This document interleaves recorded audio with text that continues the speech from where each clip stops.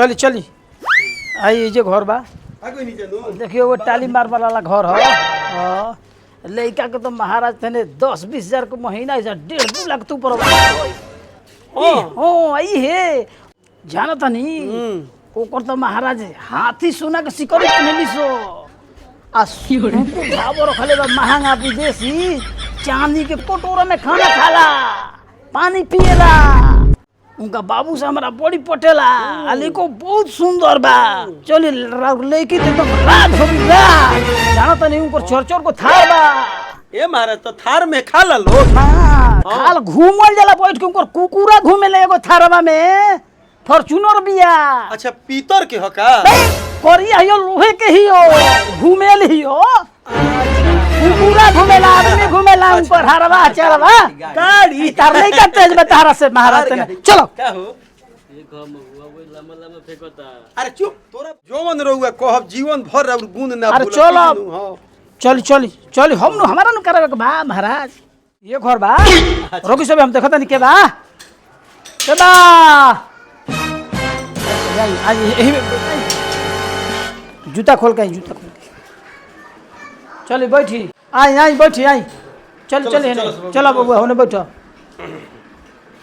देखनी नो आए उ लइका के बड़का बुहावन हां ऊपर बैठ चलो ऊपर चढ़ के बैठ बैठ बैठ बाबूआ ए चप्पल खोल के ऊपर बैठ कुर्सी है नहीं पकड़ कुर्सी है नहीं पकड़ बैठ देखी एक बीते नीचे चल जाता तनी गाता नु बांध लो हैं कुछ भाई सब राउर मेहरबानी बा कि लड़की के भाग बा कि हमनी के लड़की को ऐसन घर में बियाह होता जी हमारा मेहरबानी का बा तो लड़की के भाग बा ई तो बात ठीक कहली बा कि देख ना ना हम सब ठीक करा देब चिंता जन करी 6 गो 7 गो लड़की बाड़ी आए 6-7 गो बाड़ी अभी 3 गो और अच्छा कोनो बात नहीं 3 गो के क देनी चौखटी अरे चली देखी लड़की के बियाह रोज रोज ना होला कुछ बेचो बाच के होला ओ खाती कमी ना करब लइका नहीं खेलो जवन बातवन हमरा लइकीए लइका ठीक बा एक बार में बियाह में दियाला बेच बाच के दे दियाला अपन हमरा सब घर बर सब पसंद बा तनी लइका के देखब एकदम कमी ना करब चल ठीक बा रोज रोज शादी बियाह ना होला लेकिन ना एकदम ना जमर रहुआ कहब एकदम पैसा से कौड़ी से सर से सामान से इनकरा घर में ऊ गांज देहब कि घरे कोठा रोके के जगह पिछले साल एगो लड़की के बियाह कोइनी आता ना सामान दे देनी कि आजो किराया पर धर्मशाला को के रखले बाड़ो हतो ना संबंध नहीं तब महाराज लेके वाह तो रे बियाह तो तुरंत समझ के सेट है बा एकदम फिट बा महाराज हां ऊ का कह बाप दादा के ऐसा अभी तो हमारा कम से कम 45-46 एकड़ के तो कागज भुलाइल बा हां ऊ तो ये साल मिलल एकदम धरारा फ्रंटे पर बा ए तो महाराज बेचिया कोरी एगो पे हम जमीनो एक आध काठा हर एक बेटी दामाद के नाश्ता के व्यवस्था कराओ तनी पहले आए तो सब हो जाता नहीं बैठी सबे बाबूआ जी भैया लो नाश्ता लो लइका के बाबूजी कहां रहिला उड़ीसा उड़ीसा कार बरबा का हाँ 21 गो होटल चला 21 बोले हाँ वो जुराई आवे जाय में ना हाँ पानी ला बाबूआ पानी ली है एगो तनी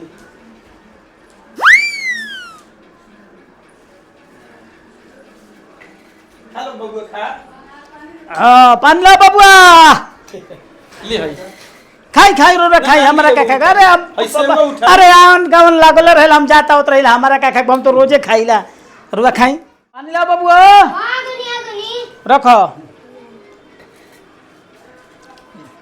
लीजी पानी ली जी लइका बैठ बाबूआ ई लइका के भाई हम कहां रहेला बबुआ पटना में अच्छा पढ़ेला हां हॉस्टल में कौन स्कूल में आरके निकेतन विद्यापीठ बड़ा बड़े में तो हां बहुत परिवार अब का कहत नहीं महाराज लेके इनका बहुत आ भैया कहां बाड़न नौकरी में अच्छा बड़ा लइका नौकरी करला कहने ना रो हां वो तो जानते बनी काल्हे आइला कहिया आइला ए त आज आइला सवेरे रुआ के आज खबर देनी के ले आवे वाले बानी वहां के तो लइका के बोला नहीं त आज तो इमरजेंसी छुट्टी में आइल लइका फिर चलिए जाई सांझ के तो तनी शर्ट से लइका देखाई हां बुलाओ हां बुलाओ भैया के ले लाबो हां जा कह हां चलो हाँ जी। अजी लइकवा का में बा? अरे लइकावा के नौकरी पूछता नहीं, लइकावा के तो होम सर्विस ही रहेला का नौकरी करेला। हाँ हाँ बड़ा बढ़िया नौकरी बा। हाँ बहुत बढ़िया नौकरी बा।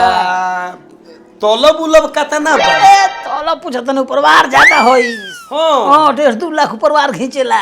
बा लइकवा का में बाजी? ग्रामीण रक्षा दल।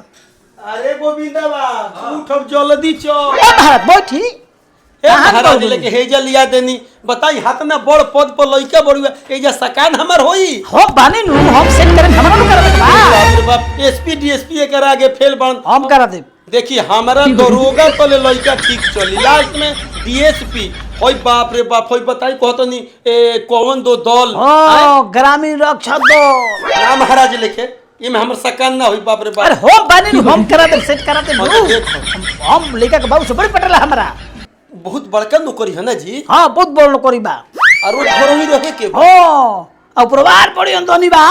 बाबा हाँ। तुमने कसम सटा एकदम करा दो, लोग करा के दो। एकदम हम कहतनी अपना मन से कि धोती या कुर्ता एकदम बारात के दिन रहुआ फई। हाँ भाई हम करा दे, ठीक बा। कातना ले फरिया जी। देखी ऊ तो से 20-25 लाख मांगे ले। हाँ जानी हम 20 लाख में ठीक करा दे। 20 लाख में हो जाई। हाँ करा दे। पक्का नो? हाँ हाँ एकदम पक्का। हाँ देखिए अब रहुए ऊपर रह गई। हाँ सब ठीक तो है। लइकवा के देखी। हाँ हाँ हाँ अरे लिया लाउरा बाबू ओ लइका को दी घरवा घूम के देख लो। ए बबुआ जा तनी घरे घूम के आओ लइका सब देखाओ। सब जाके देख लो मोय एकदम। और संगतिया लेखा बड़ा सही घूम के दुनो। आओ लोग, हाँ। घुमकाओ सा। अरे ई हमनी के खानदानी है कर दादा बाप परदादा सब दुआरे पर रहेला लोग। अच्छा हाँ। बाकी आज तले हमनी के परजा पौनी लेखा नाम मनी देखो तो लइका से कितना हेलमेल में हाँ हेलमेट बुझाता के रावरे लइका है एकदम हो मिलत तो इसलिए कितना लोग कहिए दे। हाँ ठीक बा। देखी ये लइका हवन गो लगा नौकरी हो जाला लइका भुला जाता सन। हाँ बड़का बुका गो लगा।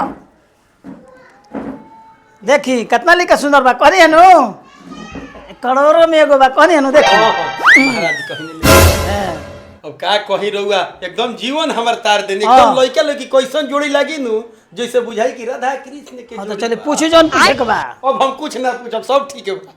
ठीक ये बा तो जब सरकारे चुन ले बा महाराज तो अब क्या होला सरकार कोनो बौरा होला बौरा बना। सब तो उड़ा के चुन ले रहेला देखी लेकिन हाँ ठीक बा खुश रह देखनी नु महाराज लेके एकदम दिल खुश हो गई लइका देख। अब कोई ठीक कइले बनी नु। अरे बाप रे बाप, कोई मत एकदम जितना जल्दी होके बाजा भगवान। हाँ एकदम बजवा दे। बहुत ही मंदिर में ए, करा महाराज तेरे मंदिर में बिया हुई चल के बिया हुई कि ना मंदिर में बिया हुई। तब जल्दी है ठीक नु। हाँ, जल्दी अब जल्दी। हमनी के कुछ ना निकले के हमनी को दे दी।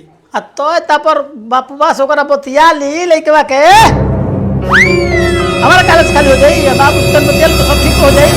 वो बतिया ली और वो बतिया ली। अरे जो रहुआ को हम सब 20 लाख बानू हाँ। एकदम तैयार बानी। हाँ तो ठीक बा। उनका मांगे से अधिक लइका के हाँ। 5 भर के सिकरी भई। हाँ, तो चल भाई, चल। लइका के बाबू के सिकरी भई। हाँ, तो चली। और लइका के माई के कुल लोग के हो गई। आगुआ का कुछो ना बबुआ के धोती कुर्ता भई सस्ता वाला नाम दियो। ना एकदम का कोने टेरी कॉटन के देहो। लुगरी हो जाला हम ना ले। एकदम रहुआ हई करवा हाँ ठीक बा ठीक चल के। लइका कहां पर सुना बुझाई दी हमरा।